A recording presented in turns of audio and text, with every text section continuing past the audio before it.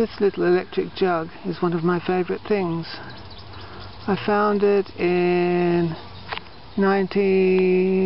late 1978 in Double Bay outside a gynaecologist in the gutter with the garbage.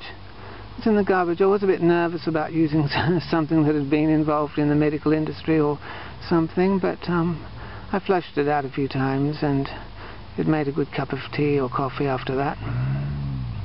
It's a HECLA, HECLA. I rather like it. It reminds me of blue vein cheese. Looks like it must have been made in the late 40s or the early 50s or something.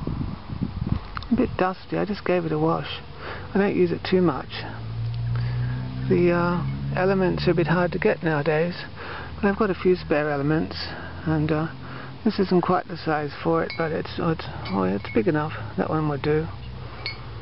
And it's got a top that slides. Just slides. It's anchored on one side and just slides around. Nice old-fashioned electric jug.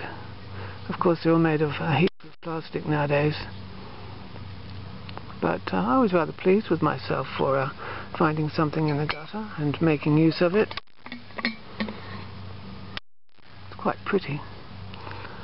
Reminds me of a Noisy Friar Bird. There's an Australian bird that has a sort of bump on its nose and a bald head. And it does remind me a bit of that. What does it say on the bottom? Oh, it's something about 240 volts. But that's one of my favourite things. And it has made a nice cup of coffee in its time and a nice cup of tea.